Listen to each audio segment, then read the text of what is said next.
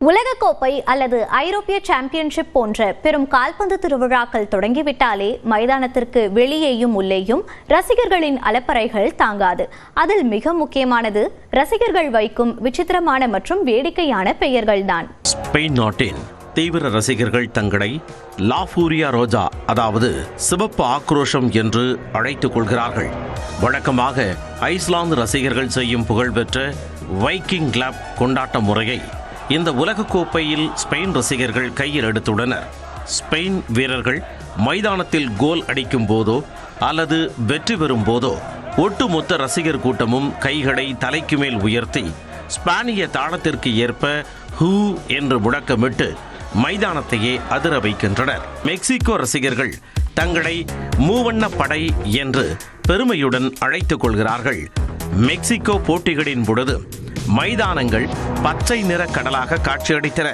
Mexico ரசிகர்கள் தங்களின் பாரம்பரிய சோம்பிரெரோ தொப்பிகளை அணிந்து மைதானத்தில் ஒரே நேரத்தில் எழுந்து அமர்ந்து மெக்சிகன் வேவ் உருவாக்குவதோடு புகழ்பெற்ற சேலிட்டோ வெண்டோ நாட்டுப்புற பாடலை ஒட்டுமொத்தமாக பாடி எதிரணிகளை மிரட வைக்கிறார்கள்.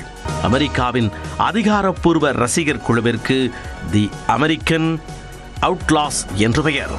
அமெரிக்க கொடி வடிவிலான உடைகளில் அலங்கரித்துக் கொண்டு I believe that we will win என்ற தங்களின் பாரம்பரிய முழக்கத்தை மைதானம் முழுவதும் எதிரொலிக்கச் செய்து கொண்டாடி வருகின்றனர். நடப்பு சாம்பியனான அர்ஜென்டினா அணியின் ரசிகர்கள் தங்களை லா அல்பிஹெலஸ்தே என்று அழைப்பதோடு இந்த உலக கோப்பையிலும் தங்களின் உலக புகழ் பெற்ற முச்சசோஸ் என்ற பாடலை மைதானமே அதிரும் வகையில் பாடி வருகிறார்கள். கைகளில் மெஸ்ஸியின் உருவம் பொறித்த பதாகைகள், மாபெரும் கொடிகள் மற்றும் ட்ரம்ஸ் வாத்தியங்களுடன் தென் அமெரிக்க கால்பந்து கலாச்சாரத்தை வட அமெரிக்க மைதானங்களில் அப்படியே இறக்கியுள்ளனர். நெதர்லாந்து ரசிகர்களுக்கு பெயர் ஆரஞ்ச் ஆர்மி. இந்த உலகக் கோப்பையிலும் இவர்களின் கொண்டாட்டம் தனித்து தெரிகிறது. மைதானத்திற்கு வெளியிலும் உள்ளேயும் ஆரஞ்சு நிற உடையில் பல்லாயிரக்கணக்கில் திரளும் இவர்கள் தங்களின் புகழ்பெற்ற பாடலுக்கு ஏற்ப ஒட்டுமொத்த கூட்டமாக இடப்பக்கமும் வலப்பக்கமும் குதித்து நடனமாடி ஒட்டுமொத்த நகரத்தையே தங்களின் கட்டுப்பாட்டிற்குள் கொண்டு வருகிறார்கள். இந்த விதவிதமான கொண்டாட்டங்களை பார்த்தால் சம்பந்தமே இல்லாத நமக்கும் கூட ஒரு தனி வைப் ஏற்பட்டு விடுகிறது.